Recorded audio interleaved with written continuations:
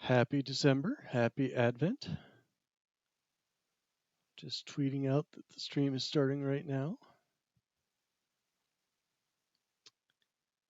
I'll be solving this year's Advent of code in a language called FStar.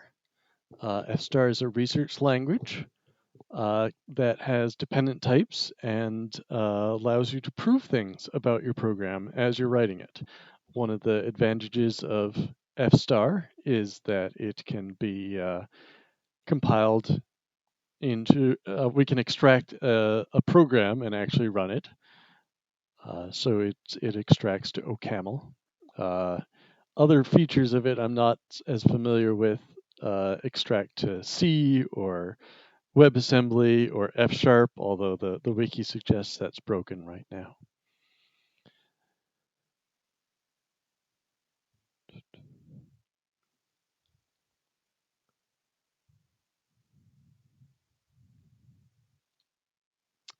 So Advent, my employer, Akita Software, is a sponsor of Advent of Code this year. We're very happy to do that. Akita Software is building tools for API observability, and we'd love to have you come join us. So we're currently hiring.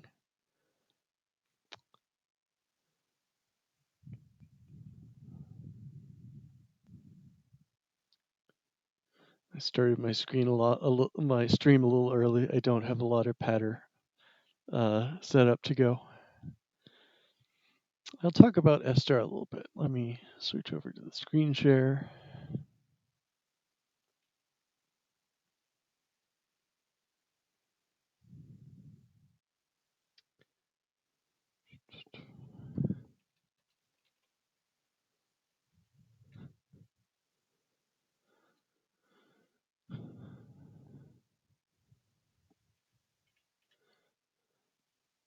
So this is the main FStar page. You can see it's a general purpose functional programming language with effects aimed at program verification. So one of the main things FStar does is move some of the proving to a backend that's an SMT solver. SMT is satisfiability modulo theories, so they can such a solver understands arithmetic as in addition to the things that a SAT solver would. And so this automates a lot of the hard work of proving your program, because things that are simple and obvious you can just kick off back to a solver that does this. The last year I used another language that supports dependent types. I tried using the Pi language, which is oops, wrong link.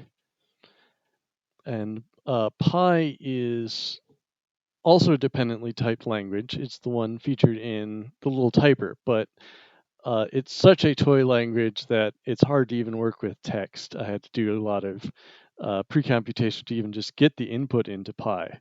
And so you can see I didn't solve many of the problems. Day one, I didn't even solve it all because I had a hard time building a heap. In prior years, I used a language of my own, a graph grammar language. And those solutions are up on my GitHub as well. But I think we're about to get started. So I will pull up the, I will pull up the Advent code page. Yeah, we got 30 seconds to go.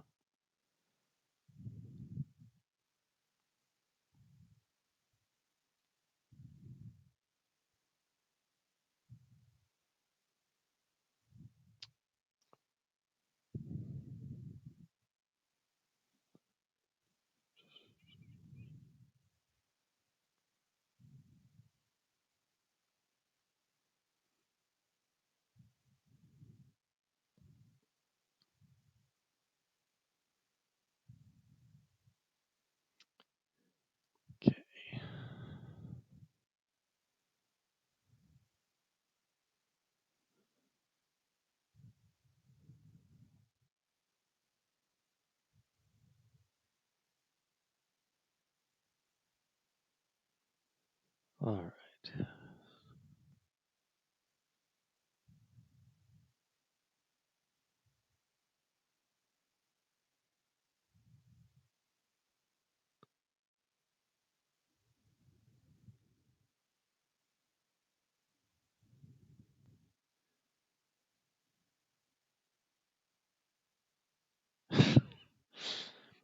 The mouse over says, does this premise seem fishy to you?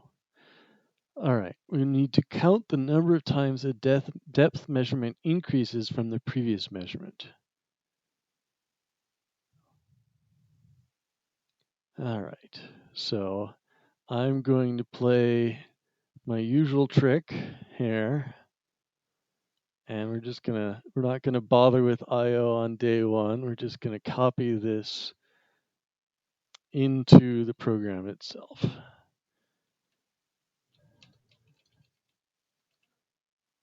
Paste it there first, make sure we got the whole thing. Yep. Do a little light transformation here.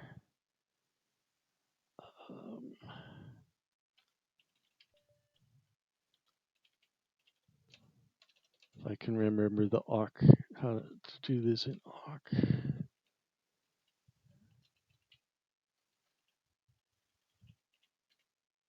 There we go.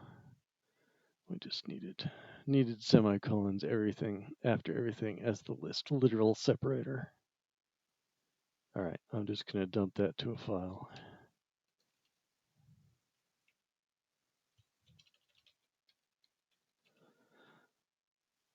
All right.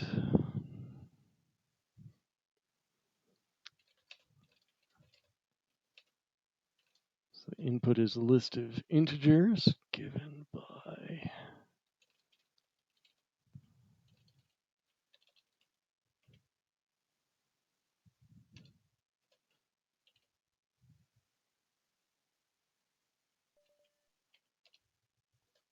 okay. So let's see. Of course, it does make the file big. We're going to need IO to print out the answer. And let's get the module that does other way around. That does lists.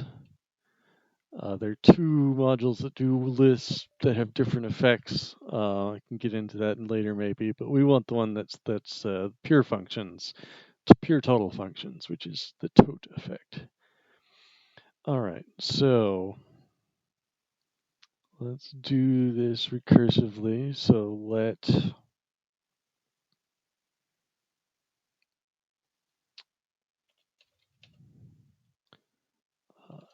increase.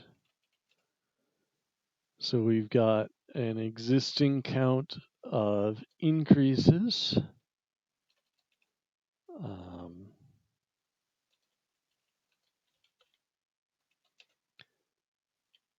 And we've got so I'm using F-star mode in Emacs, which syntax highlights and it translates keywords like nat, which is a natural number, or int into their mathematical symbols. Okay, so we need, what is our last value? I did this wrong. And we need our list. And we return an int. So we could put some extra types on some of these. Like ideally we'd specify a model, but I'm not really sure what the appropriate model would be. So I'm just going to write the code, and maybe we'll go back and see if we can prove it correct later. So we match on the list. And if it's so, F star is very similar to OCaml. If you don't understand how to do something in F star, the best way is to look it up in OCaml, and it's probably the same way. Not always, but probably. All right, so if at the end of the list, then our increases are the same. Otherwise, we've got a head and a tail. So if the head is greater than the last, then we got one more increase. Head becomes our last. Take the tail. Otherwise, everything stays the same. All right, so there's a problem here. This probably won't. Oops. Syntax error. Oh, I was programming in Python today. Shows there's probably an error it will complain about. One of the problems is it takes a long time to parse that list. So it says it can't prove that the, I'll copy that so it can see it. I don't know how to make the bottom line of my Emacs bigger.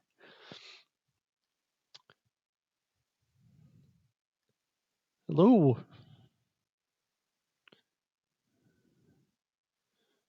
I don't know how to get rid of, I don't know how to get rid of the chat messages on my screen by replying to them. I guess they just scroll down. All right.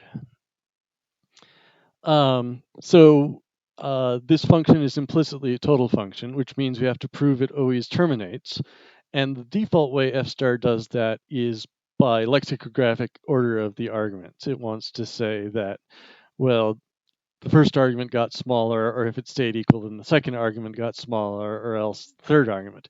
And we increase this first argument, and the one that we're decreasing is the last one. So we'll just say decreases L, and that should be fine. Yep. All right.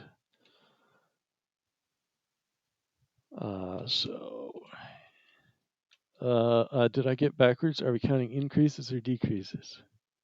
Oops. We're counting increases. All right.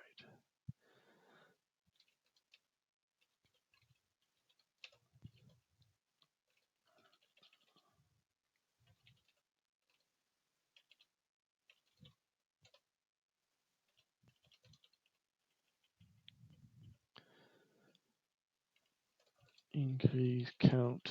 Okay, so if we just do this, then we don't know that the list is non-empty. So let's ensure that the list is empty. We'll say this is a list of integers, and that list has the property that it's not empty. We can apply the deconstructor to it. All right. So with that, then we don't have to do another match. We can just do increase count. We start at 0 and the head of the list and the tail of the list.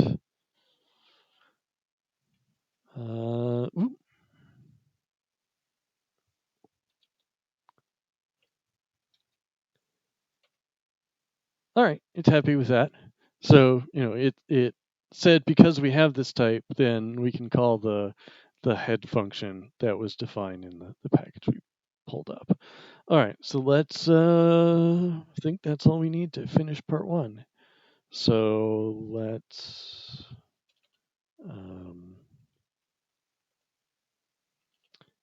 all right, to print something, we need to use the ML effect. The ML effect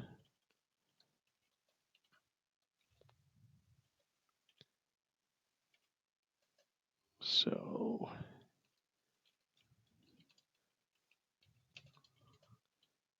and we're going to actually have to pull in a printf library. Printf.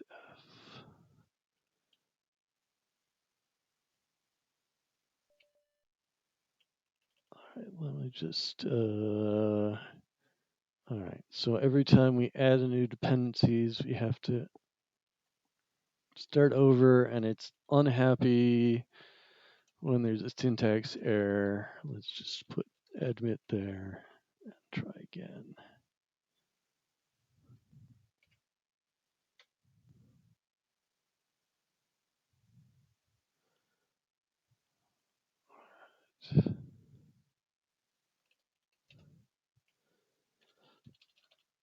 And print string of sprintf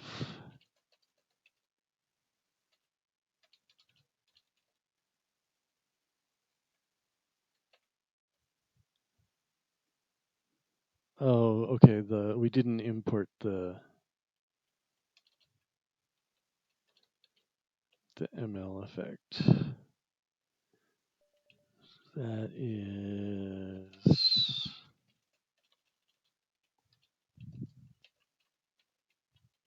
I think that's in the all module.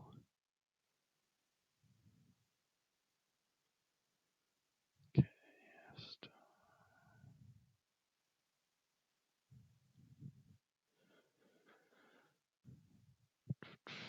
So we're sending our code to ML unit. Okay, good. So let's build it. So we ask fstar to generate OCaml code. That list really does take a long time to compile. It re-verifies it. Oh, I missed a step. It's a step I've missed before. We actually have to call that function we defined.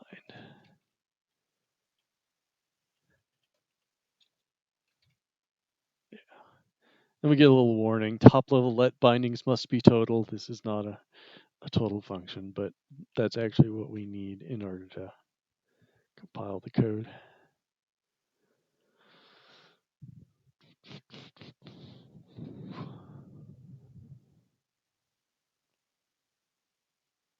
I didn't put a new line in either. All right, let's see if that's right. Because it'll probably take me more than a minute to fix if it is not.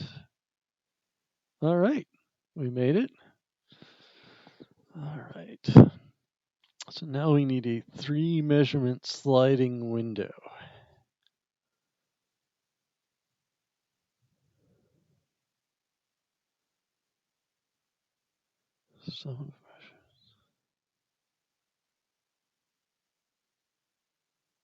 Sum of measurements in this sliding window increases. All right.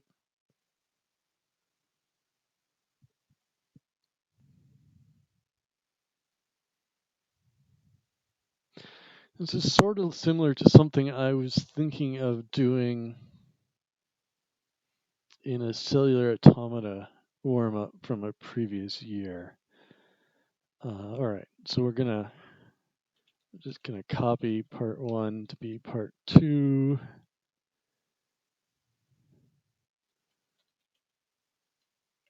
Open it up. Fix the module name. Okay.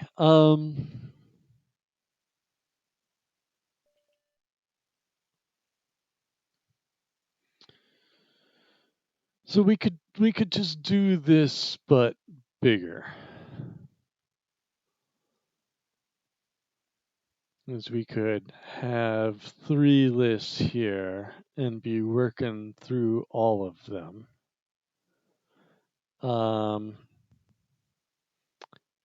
But let's break this up. Let's All right, let's write a rolling window function.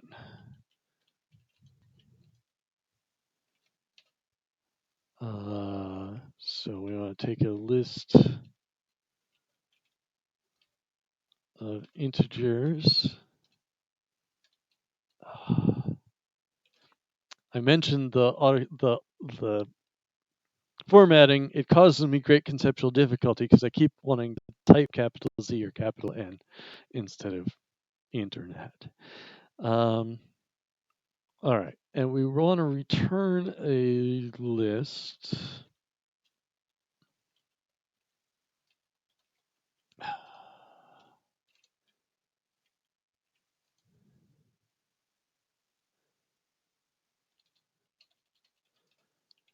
And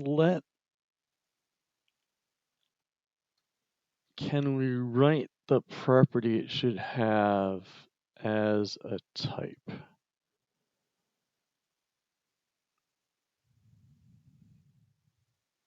Let's write it as a lemma. It seems kind of complicated to write it as a type. Okay.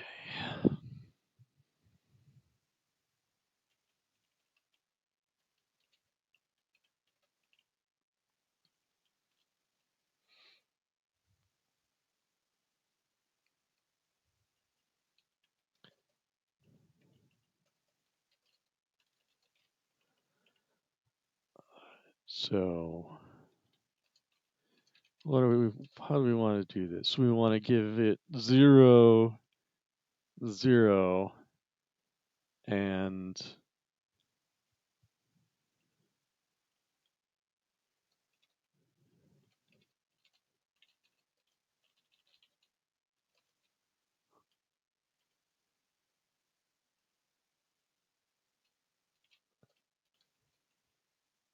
get that right? Okay. Let's make it easy on ourselves by putting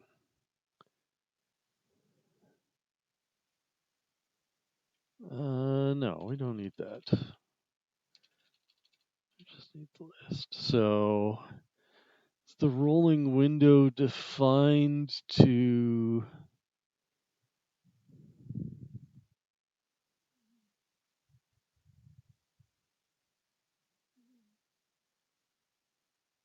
where does the rolling window start? Does it start here?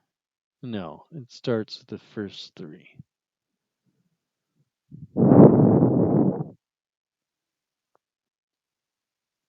Okay.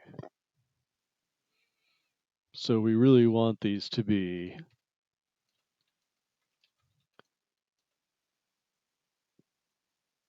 is that the right function? Let's look at list.tote. That just imports list.base.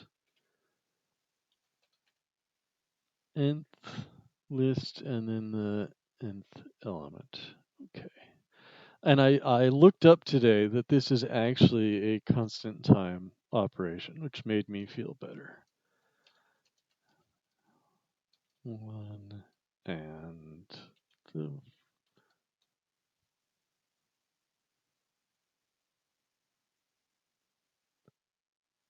how do we get the tail?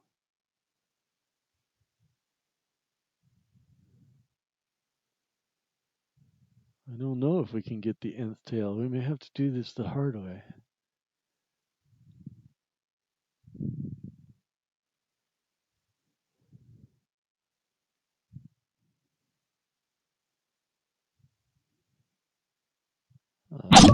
Whoa! New person in the stream. Very startling. All right, I can just do tail, tail, L. So this I think will fail because we don't know that the list is long enough.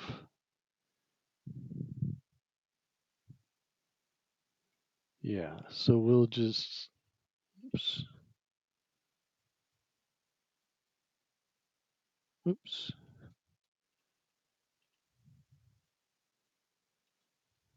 Okay.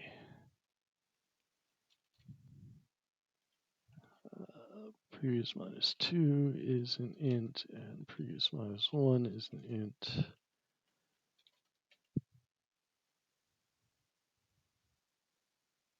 Oh, we used the wrong function. We used the one that returned an option. We need index. All right.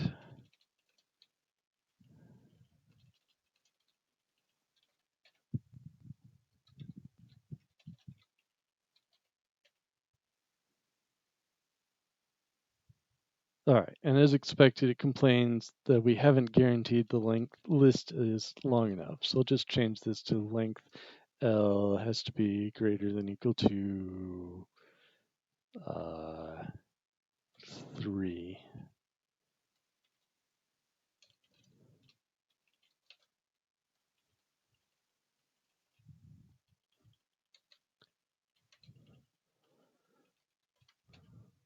All right, that checks. I can tell all those operations are valid if the input is of length at least 3. So it's going to be recursive, and we're going to say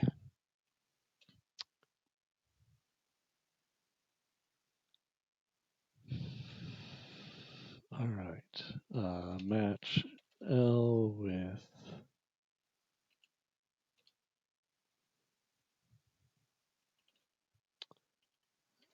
we need, sorry, so this is going to be our rolling update.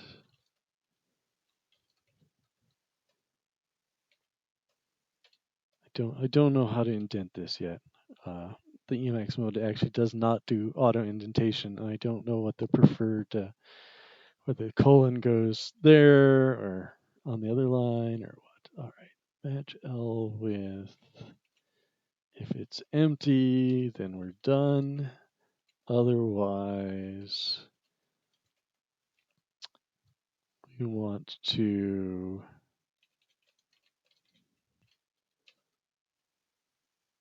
all right, this becomes P1, this becomes head, this becomes tail, and the rolling becomes,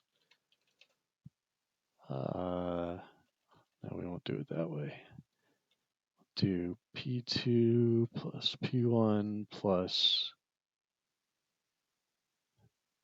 head, and all right, does this reverse things?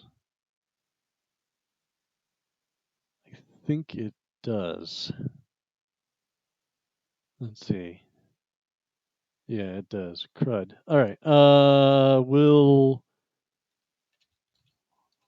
We'll snock it instead. I have no idea whether snock is also a constant time operation. Oh, wrong order. All right. Snock is the opposite of cons.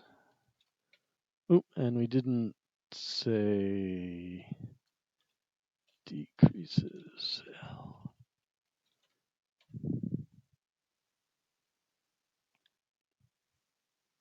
I think we got the interactive session confused. We have to kill it and restart it. That's a fairly common thing. Often happens when you have a syntax error or partial input, or just because it's having a bad day. I called these underscore.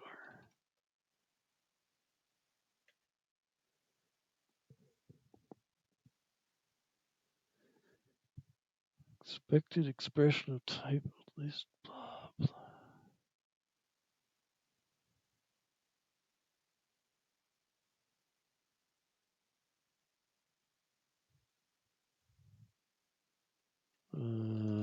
Tell it it's an int.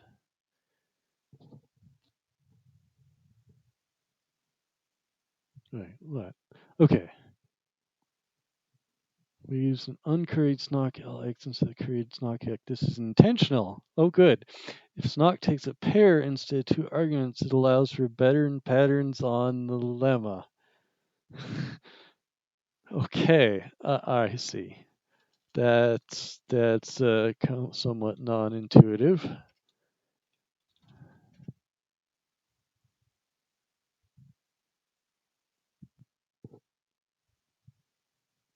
Oh, we told it the list was non-empty. That was a mistake. All right.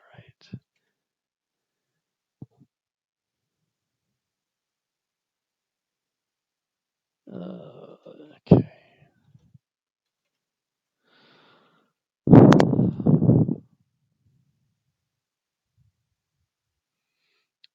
All right. So we could solve it, but I'm probably not on the leaderboard. Anyway, let's try to prove that this does what we expected. So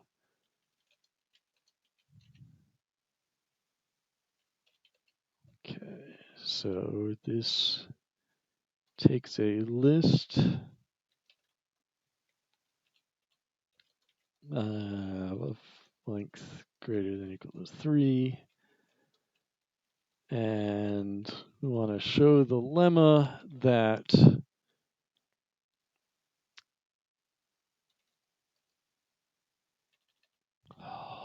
what am I getting into here? All right, for all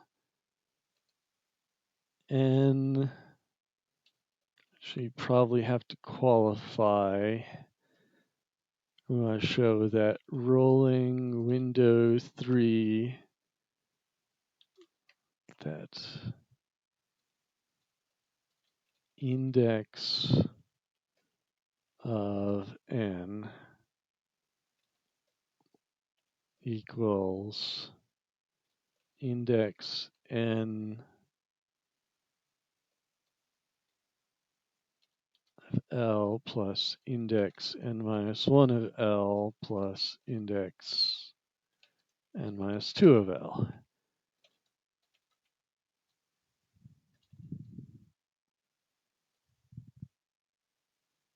And index n minus 2 L. All right, and so we probably need to say for all n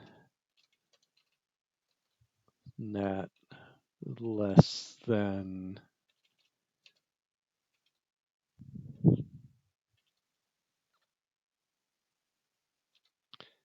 n is greater than or equal to 2 and n is less than or equal to, am I doing this the right way? No, I'm not. All right.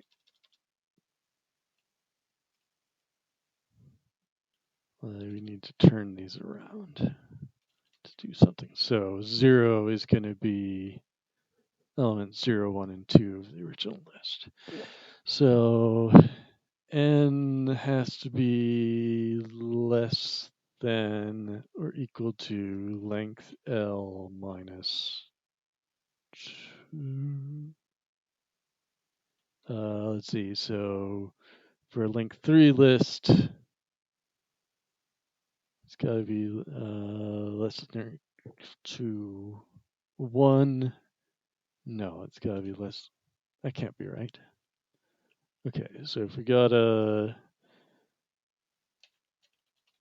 see, we only have one output, so the length n has to be 0.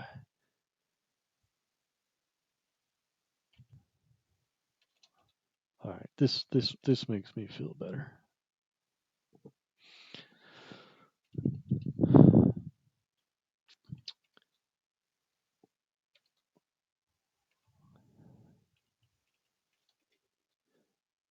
All right. Now it seems unlikely that solver can just. Oh, I keep making this. The separator between the for all and the clause is colon, not parenthesis.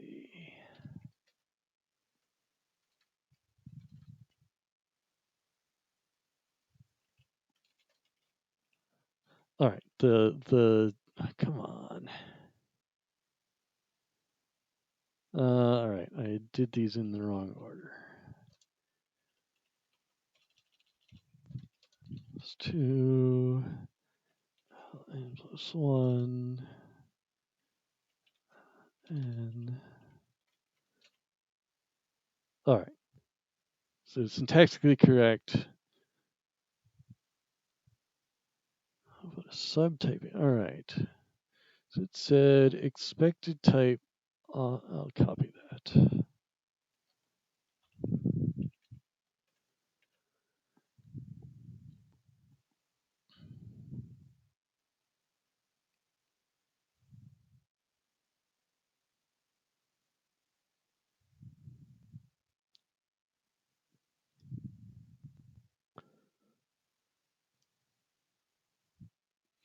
All right. Let us.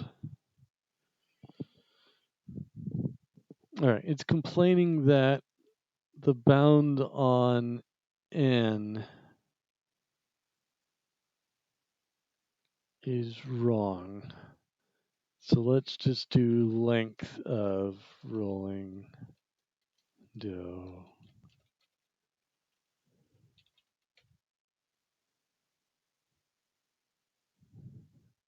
It is easier to understand. Okay. So I could write a lemma that says how these lengths are related.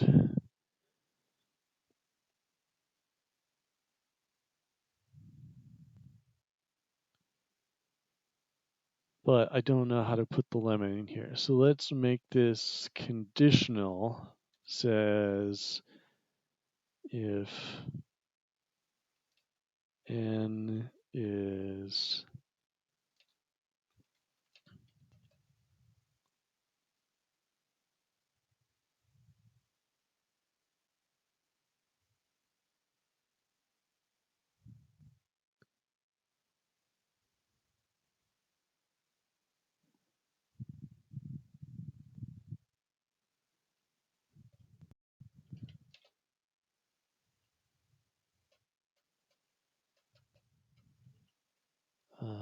that doesn't seem right.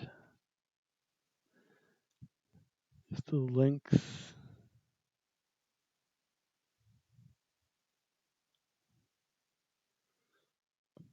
all right, so we know that should always be the case. Oops.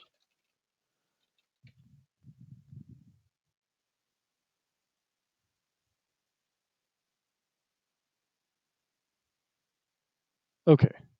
So it tried and it couldn't prove that. That's what we expected.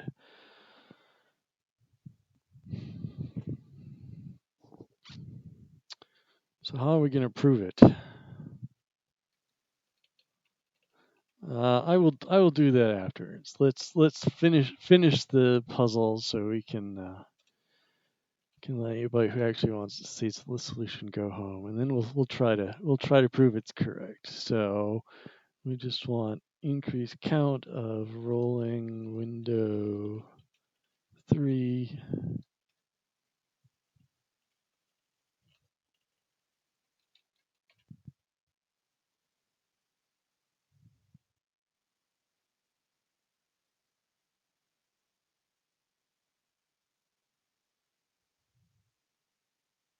Why is it taking so long? Probably it's proving that input is long enough, or failing to do so.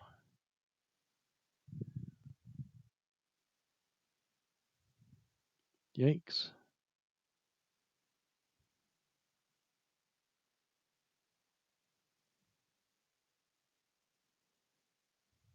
Hmm.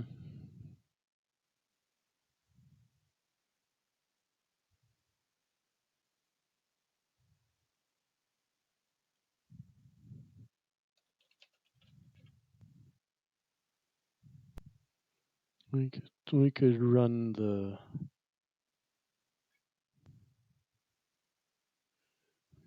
query profiler in this window.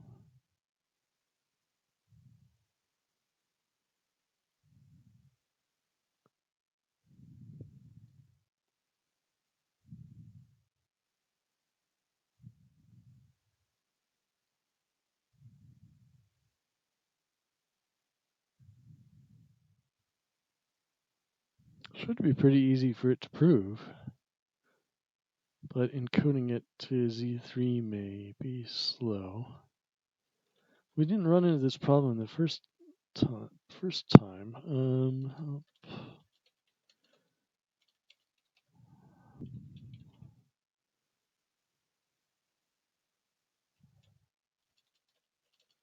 What was the command line? Okay.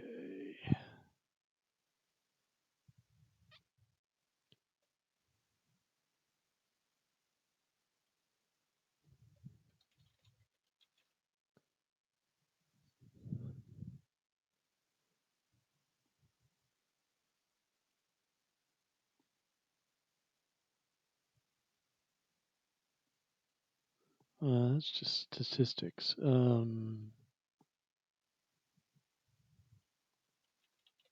Let's just end.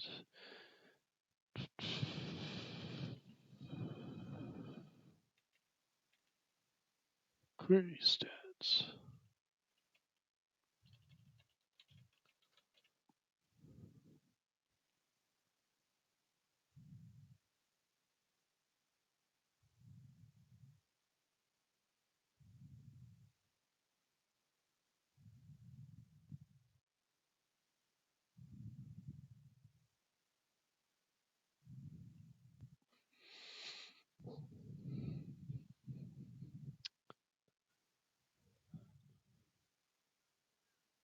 It takes 5 seconds to verify the type of the that big list.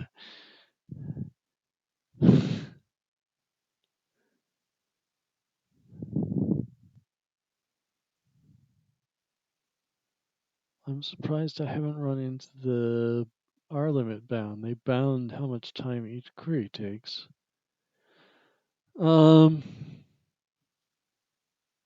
This is not where I was expecting to get tripped up. All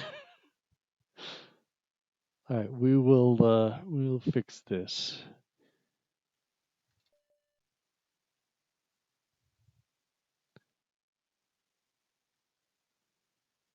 We will have this take a list of integers, and we will say if length, L is less than 3, then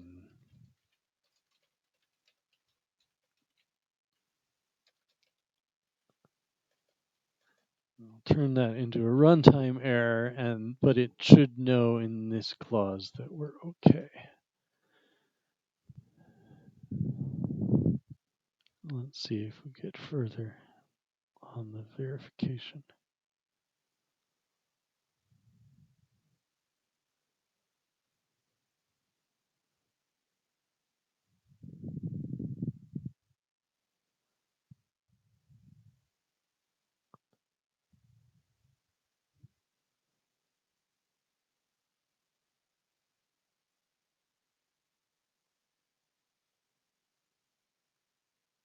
It canceled after 113 seconds. Oh, I didn't do it. I didn't do it right. I didn't do what I meant to do there.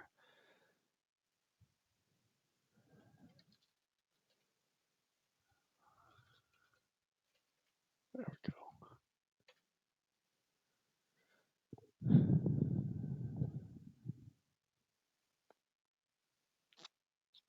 Should have the default R limit, which is like 5 seconds. All right, I'm going to quit that.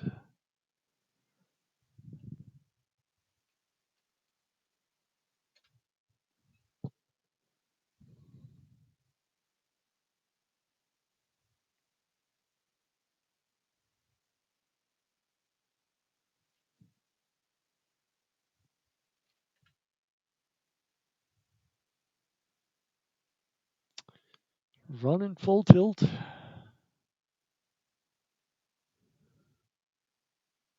Oh, it said verification. Okay.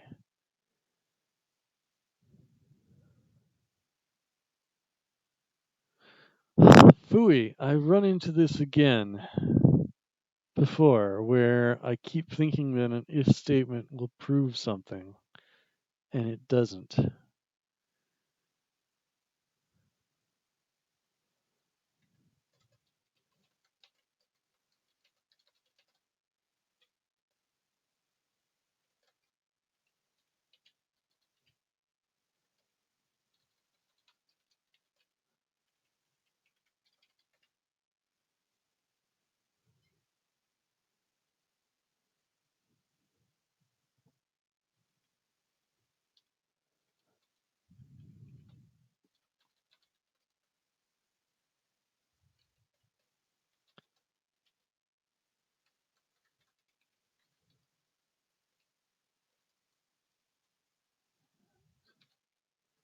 Length of LL3.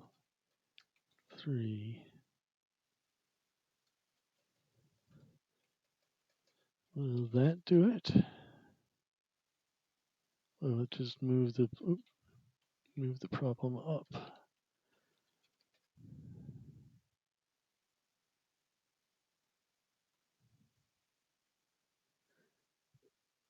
All right. So now it's saying the problem is increase count had a non-empty list. Okay, can we just guarantee that this is non-empty? Or will it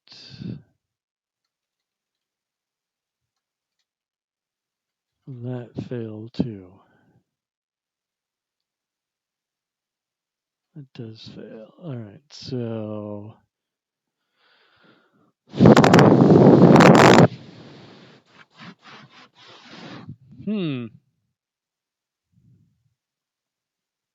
all right, so let's say that this list has length rolling equals length. Oh.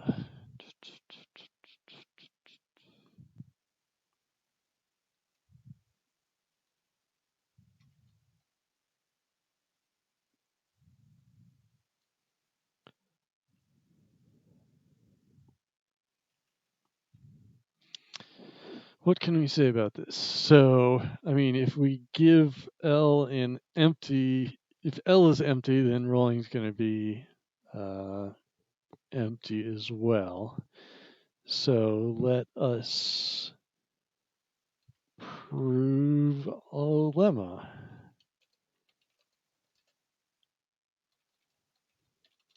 So if we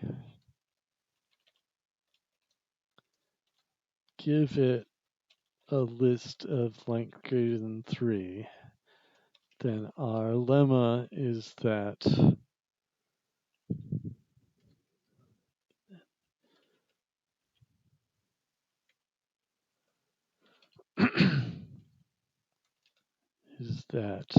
rolling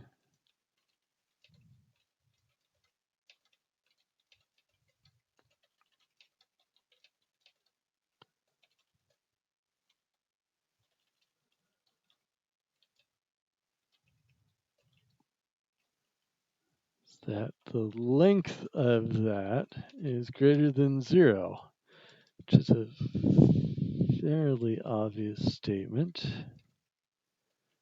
So can we prove that automatically? Doesn't, yep. All right, so what we're going to do is we're going to ask the normalizer to prove it. So it says, can you just expand that for us?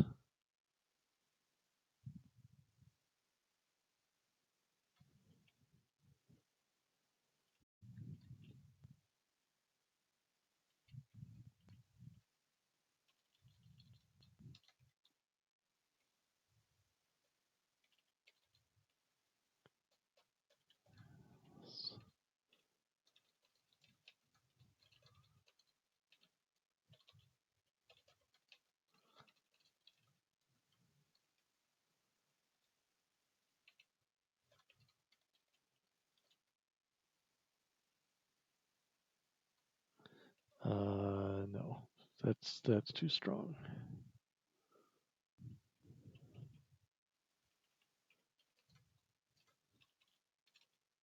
I could prove that about the head of it.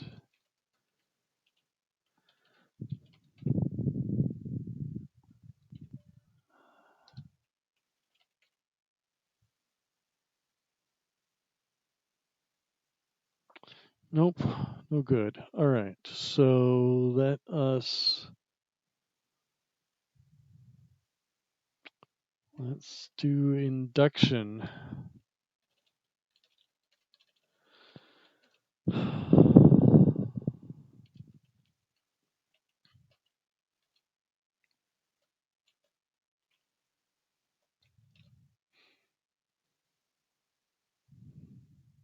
All right, we need a stronger condition then.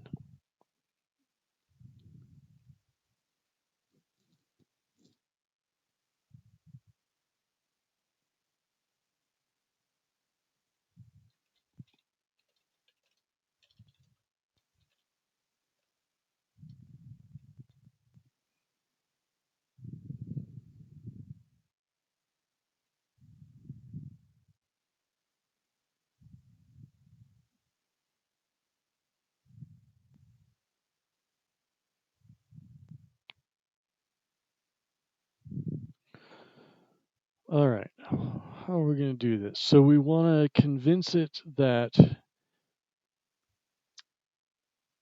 if it's got a non-zero rolling, then we're good. Otherwise, we go to this case and we get a non-zero rolling.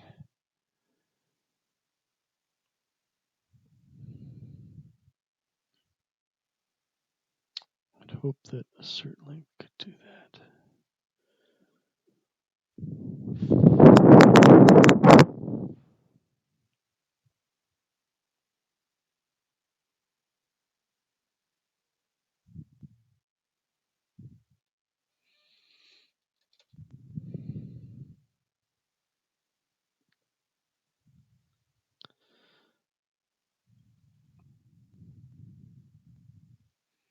All right, so let's prove a stronger one. We'll do list and take its length as a separate parameter.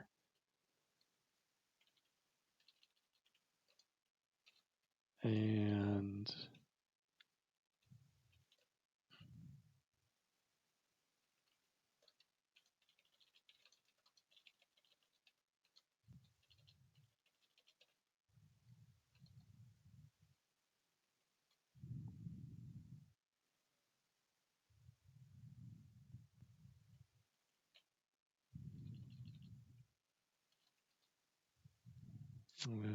I'm not sure what I need here. So let's do,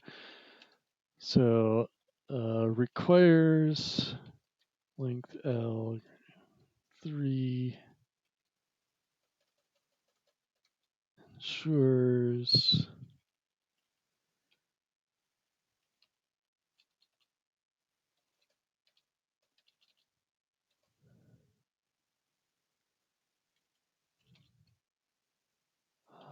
rolling equals length of rolling plus of length rolling plus length L minus 2.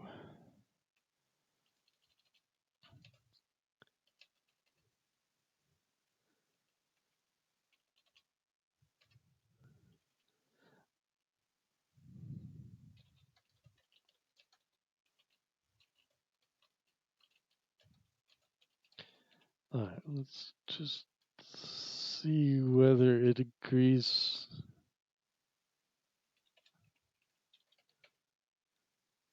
All right, it agrees with my that the base case here cannot happen. I did assert false.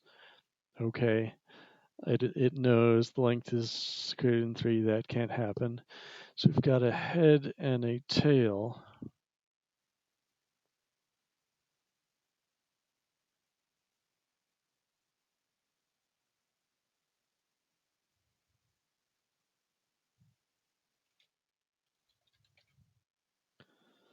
Not sure I've made any progress here in this proof.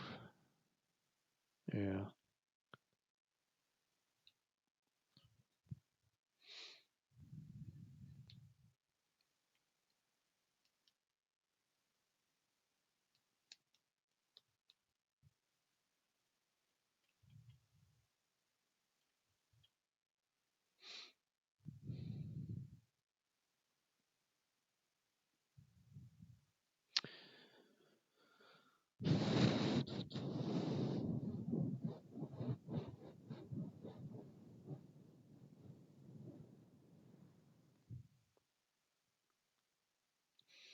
I mean, our invariant is every time we take one element off the list, we put one onto rolling.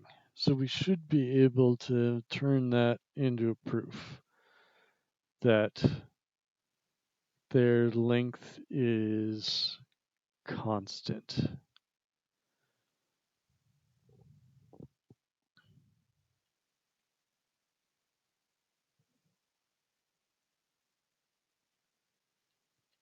All right, let's try that.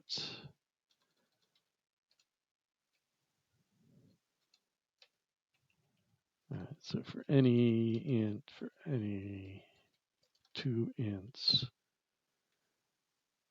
that length should be that. Okay. So if L is empty, then we just return rolling. Does that check out?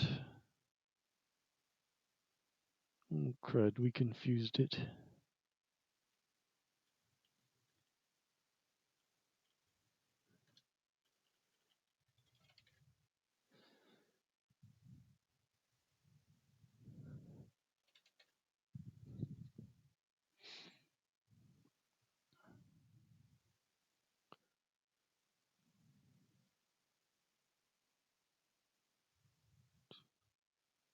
Okay, agrees with our base case.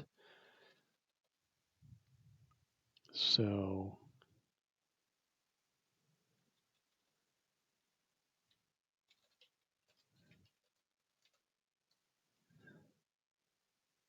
head,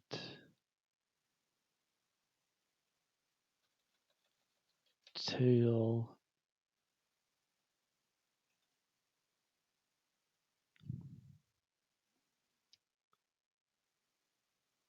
how closely do we need to match this? I'm not sure.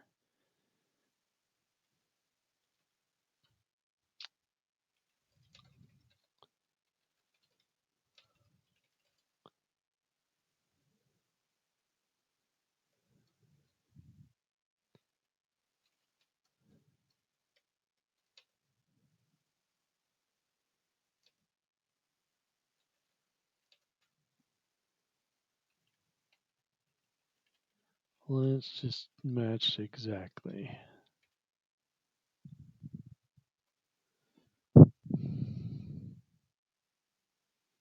Oh, we don't need this anymore.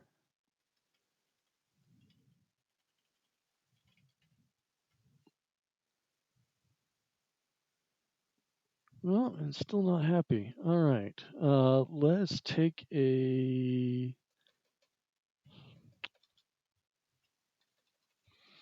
Hmm.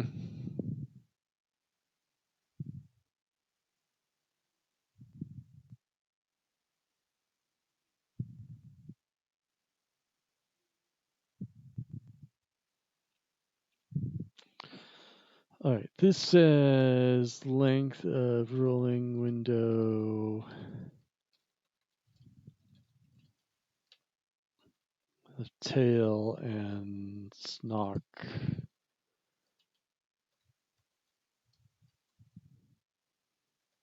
equals length of tail plus length of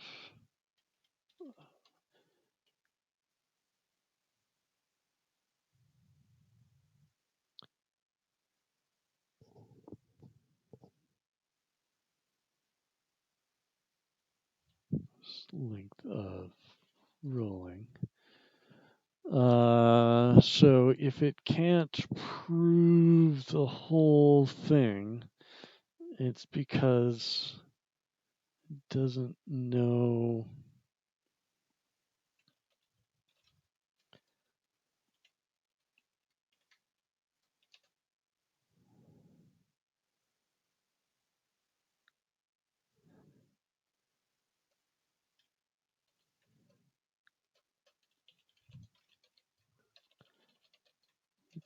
L.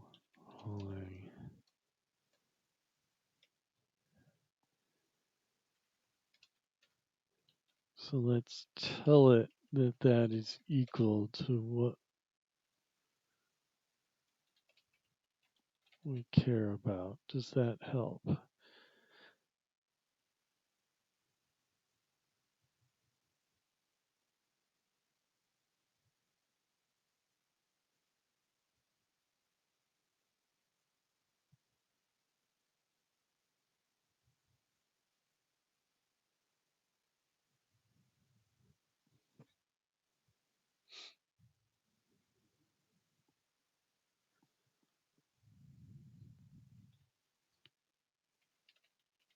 Let's try just the normal assert.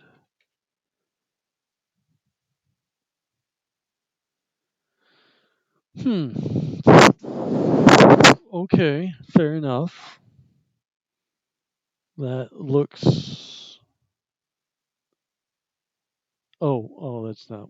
That's because I'm doing the wrong thing. What I want is length of rolling.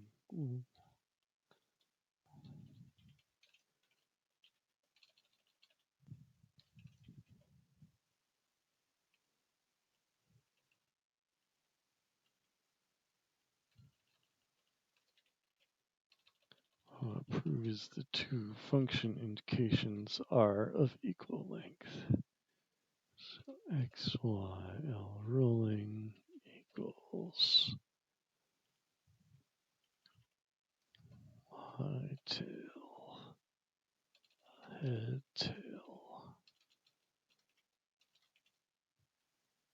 x.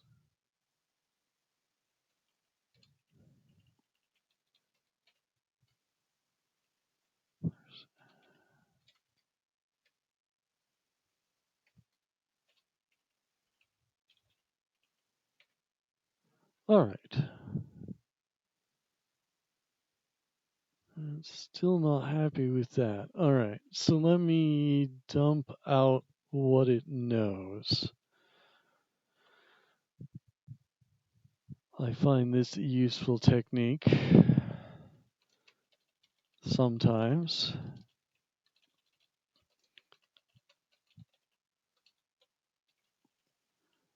I may just give up and see if I can simplify the proof somehow. Simplify the constraints on the function. But what we can do is assert by tactic. Just ask it to prove true with a function that dumps the state. Add a new dependency.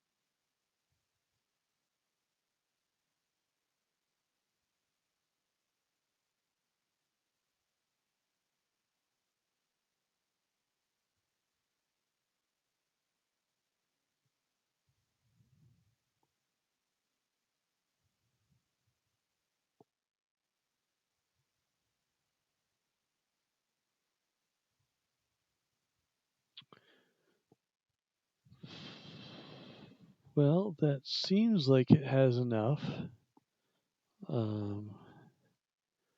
This just puts the types of everything in the environment out. So there's our lemma.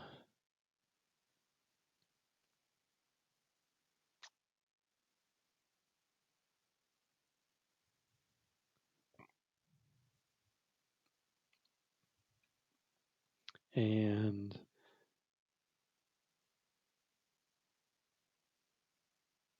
there's the assertion we asked it to check. So it should be able to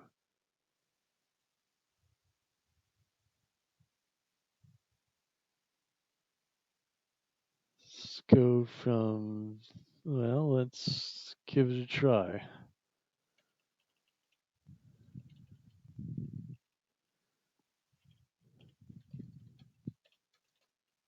We may have to use a lemma about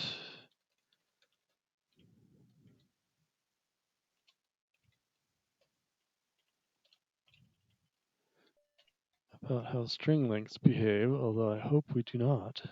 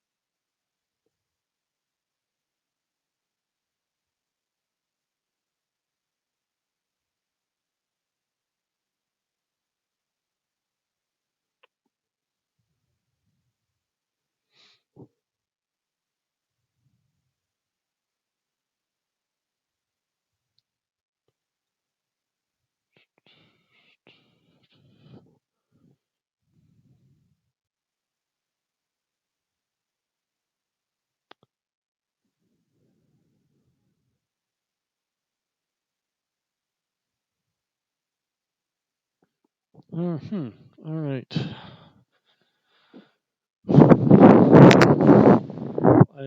I'm missing something that is either wrong in its proof or I need to spell it out to the solver.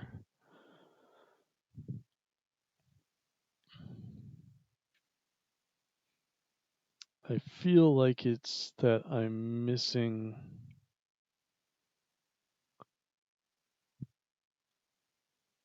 I'm not matching the invariant correctly yet.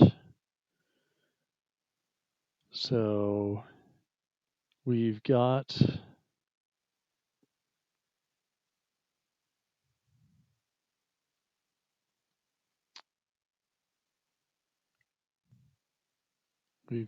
this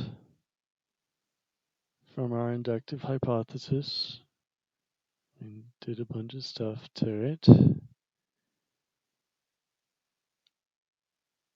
And we want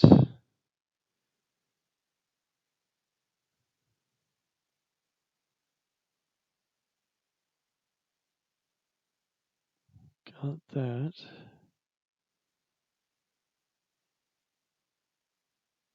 We proved it about a shorter L.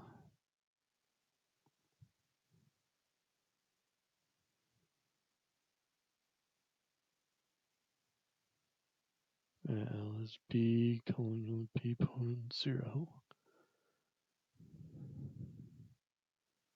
So why isn't that good enough?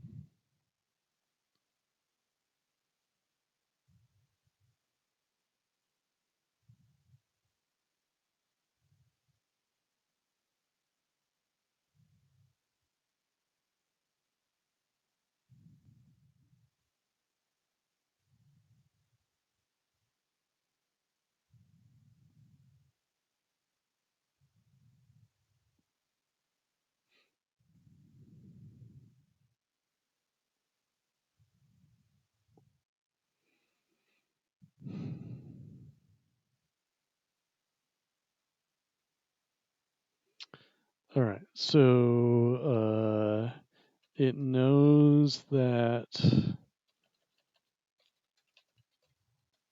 length of tail is length L minus 1, right?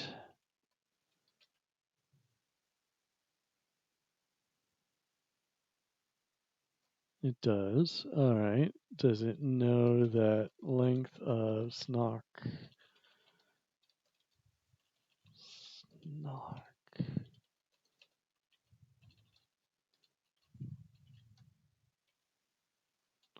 equals length of snock of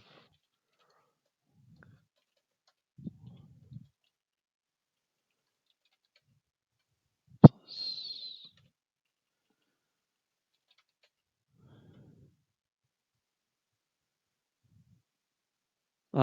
It doesn't know that. Oh, okay. Well, that we can do something about. So if we look in the properties, I hope there's a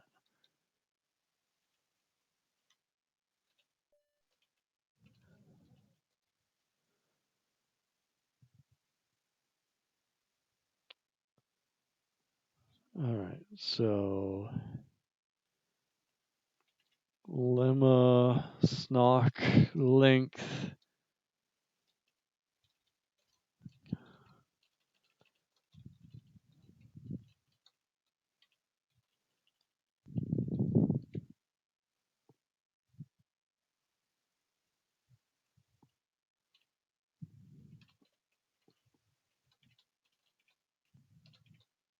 is that the pair? It does take a pair. All right.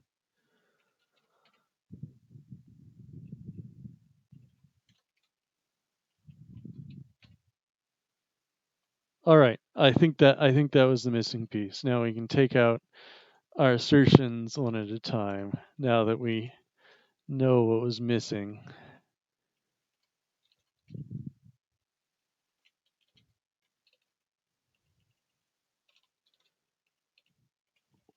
I think these are probably all unnecessary.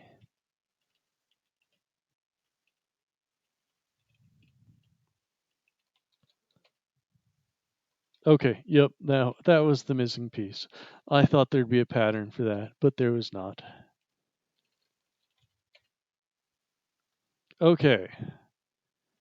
So why were we proving this? We were proving that it was long enough.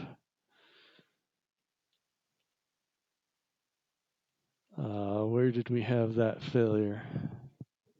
I think it was.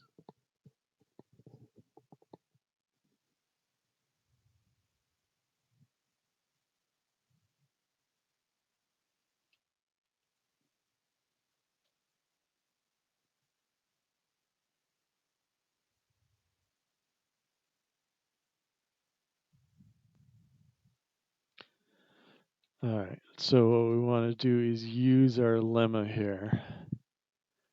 Say rolling length L tail tail.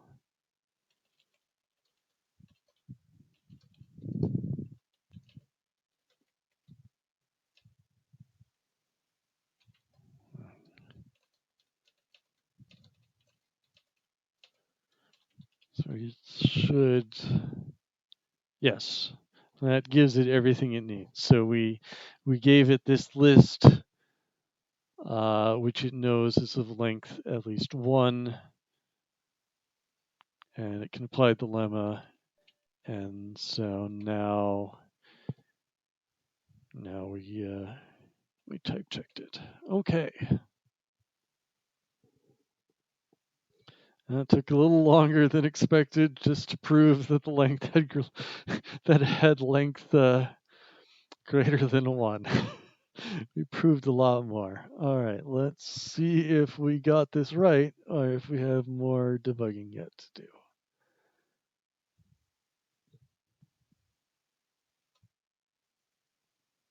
All right, we solved it. What time is it? It is 10 after 12. The missing piece here is the proof that the rolling window does what it says it does. I think that's sufficiently hairy that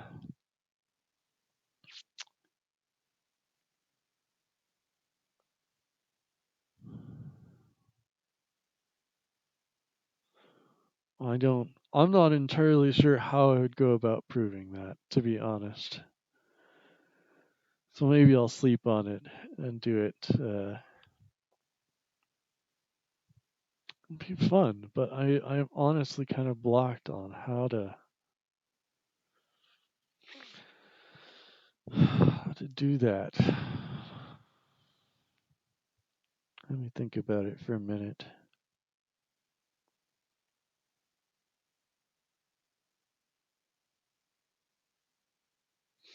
It's probably easier if we move that N up into the lemma and into the parameters so we don't have to prove a for all.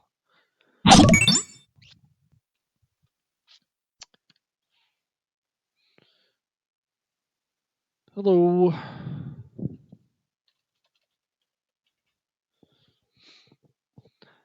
I'm just contemplating whether I want to prove this lemma that shows our implementation is correct. We already got the confirmation from Advent of Code that we solved it, and so I think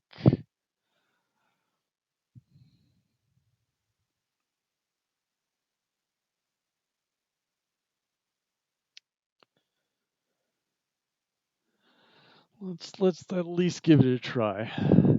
Uh, Feel free to drop off if this is boring you. You know, you're not certainly not obligated to stay. And I think it'd be good exercise. Let me instead of making this sort of, you know, the parameters of the parameters of the lemma are sort of for all semantics anyway.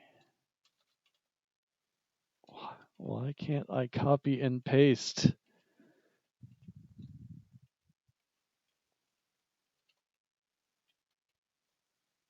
There we go.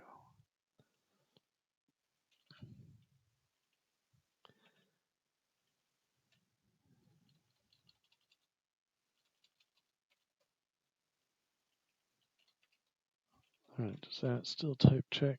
Okay, good.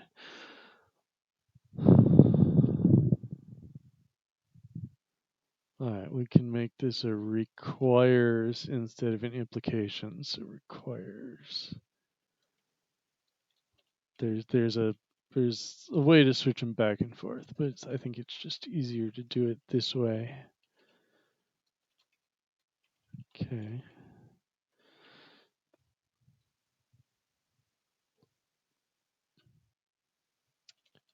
So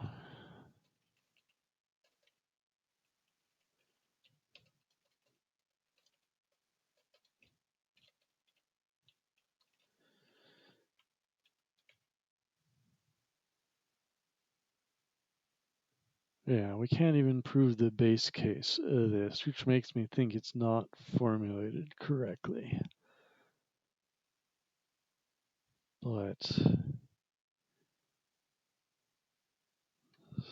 we may have to prove an auxiliary lemma about rolling length. Let's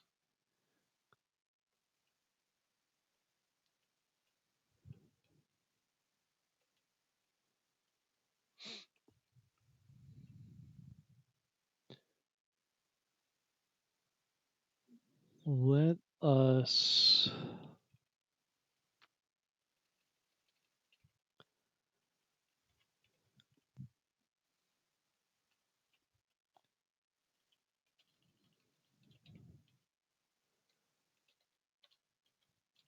all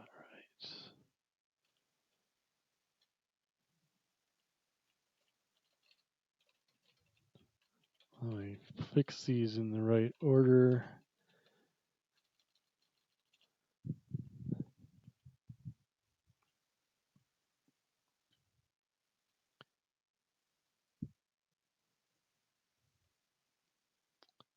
So this says what we want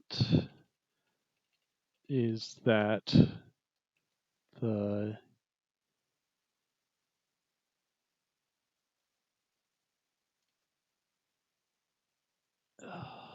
what we want is the end of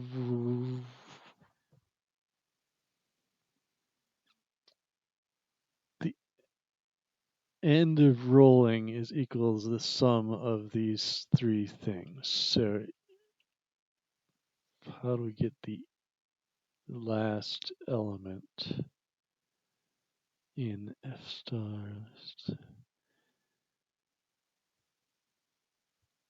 Last. Okay.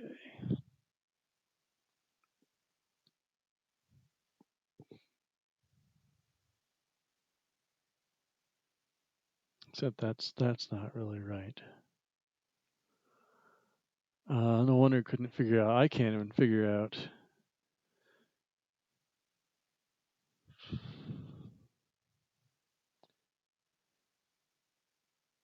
So after we called rolling window aux, I guess, on this,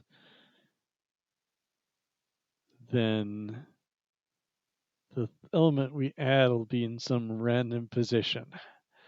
It'll be nth from the end where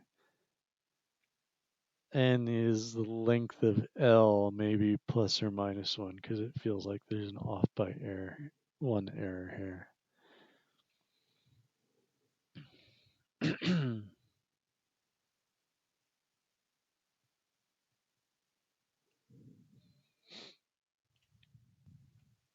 I mean, can we even prove that it's true for the 0th element of the list? I mean, this is what it couldn't do here. So let's try it just at the 0.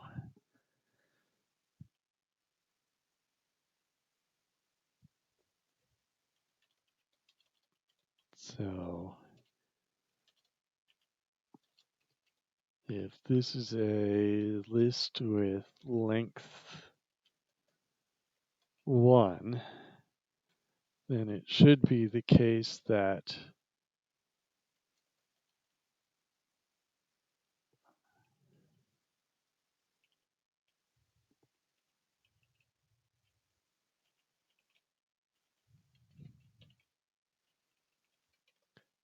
rolling window aux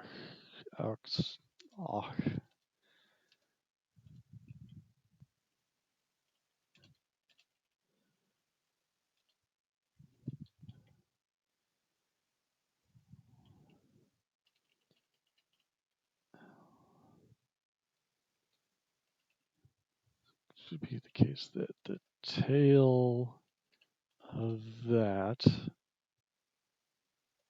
equals x2 plus x1 plus head L. All right, that's a good place to get started. I don't know if we'll manage to get the whole.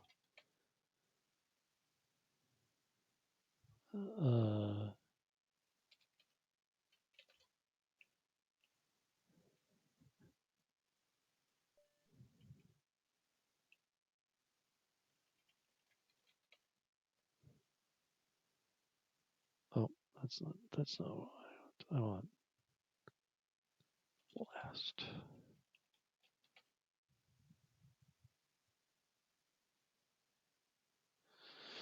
Yeah, I can't even prove that. Okay, so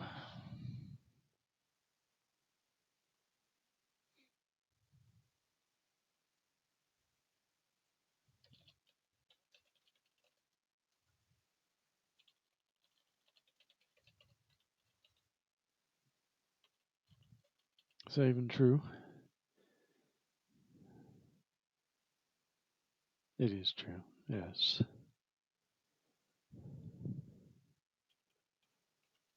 Okay, so there's really only this one case here.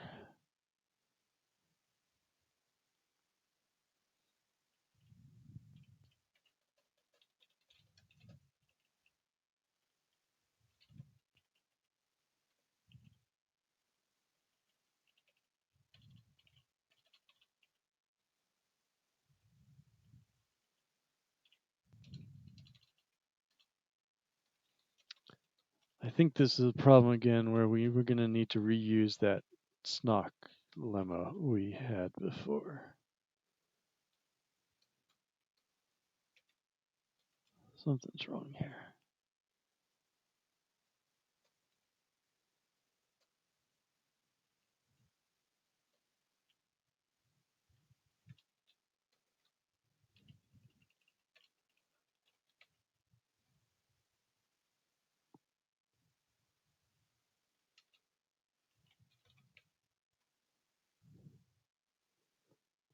Oh.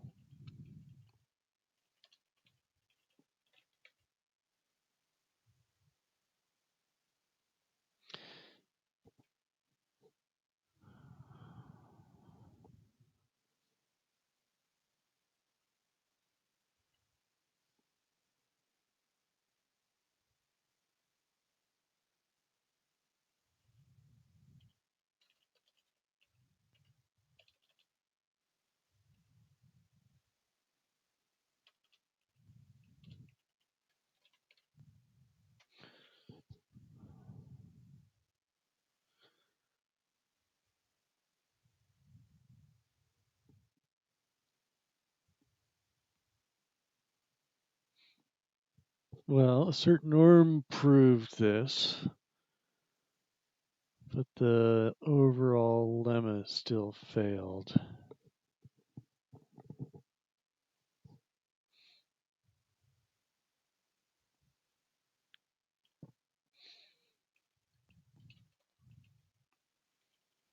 Let's try. I think we should be using the same SNOC, another lemma about SNOC. Some lemmas in F star are automatically included because they've got a pattern.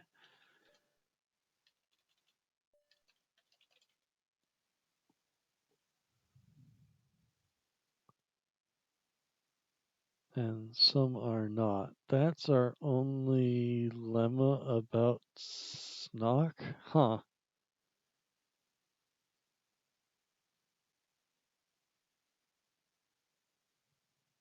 I see there are...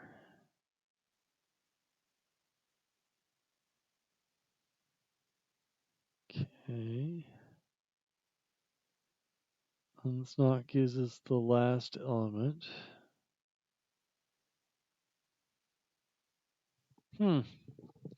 We may not have the right lemma in our toolkit.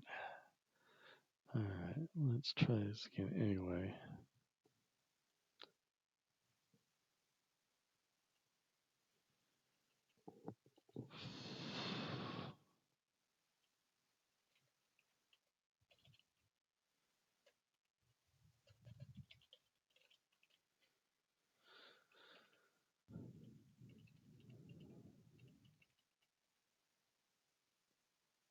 Um,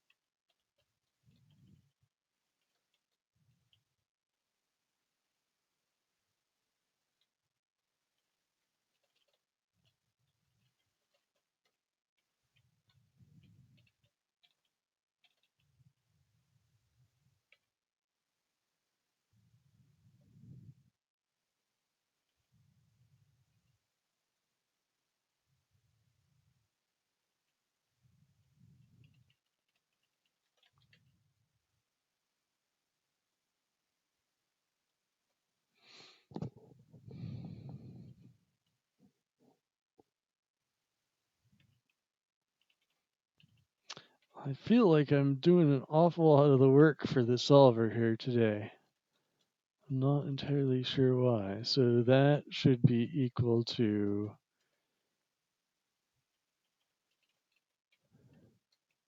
that. Oh, yeah, this is false. Okay.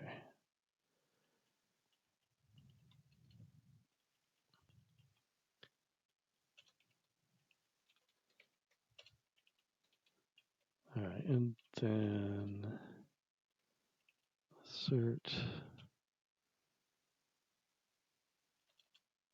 last of that equals x2 plus x1 plus h. I bet it's that last part that it doesn't know.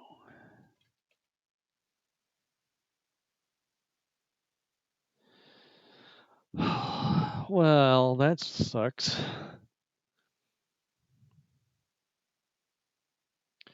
All right. So the lemma we need is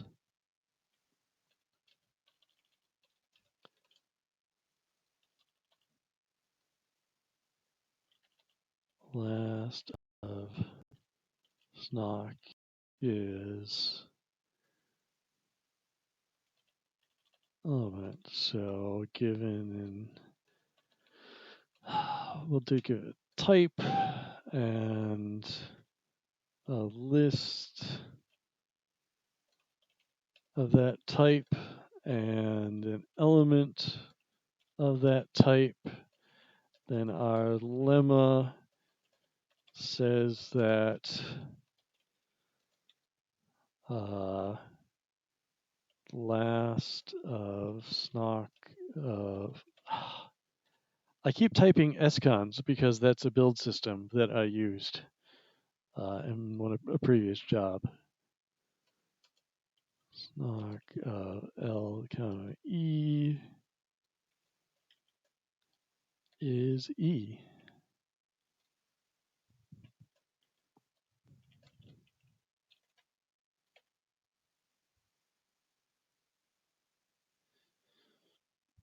Okay, so by induction,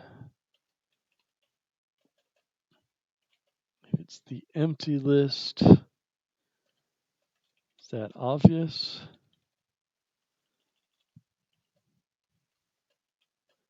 Maybe it isn't. So admit just says, okay, so it agrees with me that the base case is true. Otherwise,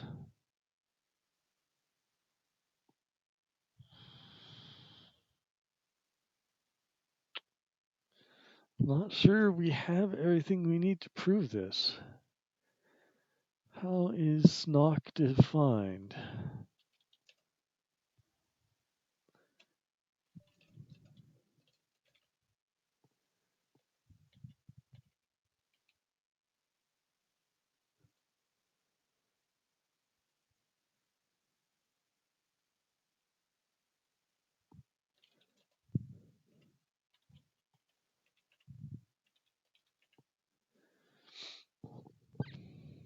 In terms of append. Okay, well, we should know stuff about append.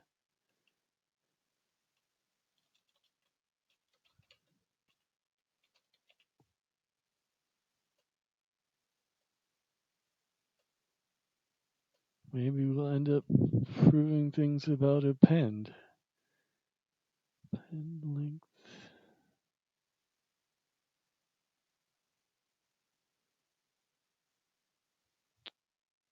Yeah, so there's the lemma we need.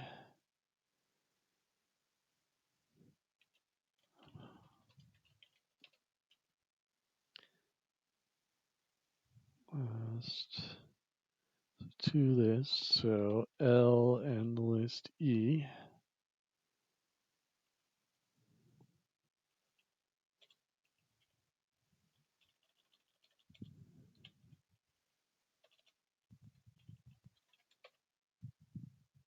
All right. So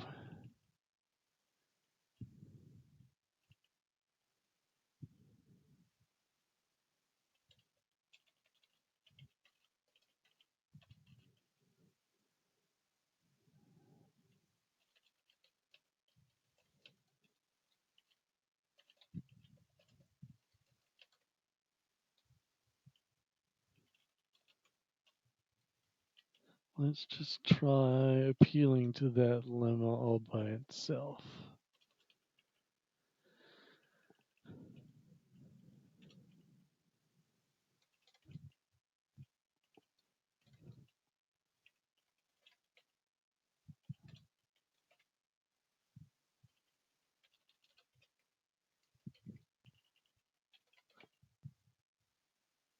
Okay, so that was the missing piece we needed for the base case, because it didn't know how SNOC and LAST interacted.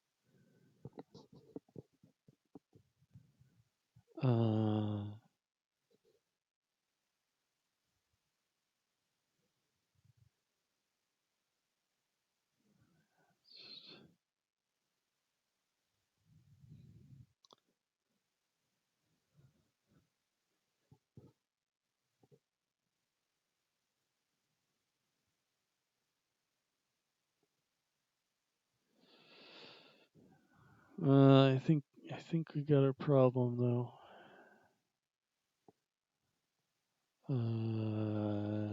What goes here?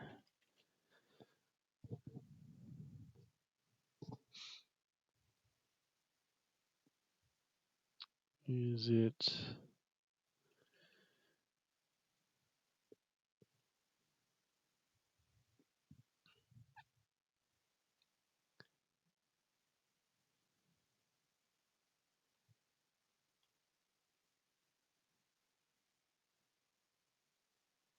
Okay, those goods.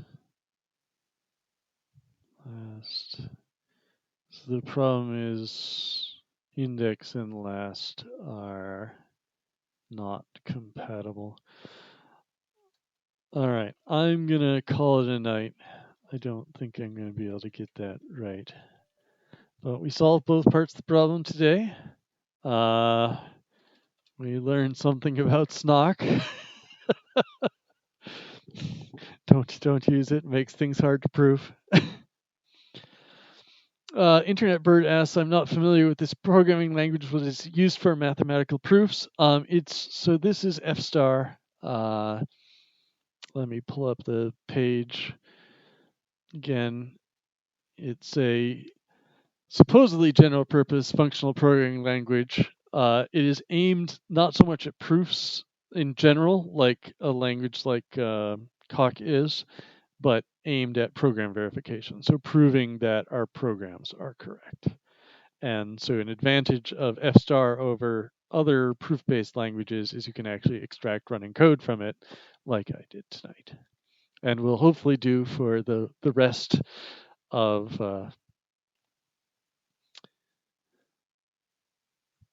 the rest of of Advent. So happy Advent to all. Thanks again to all the organizers of running Advent of Code. I've participated for several years and like it. Thanks to my employer, Akita Software, for sponsoring Advent of Code this year and encouraging me to do the live stream.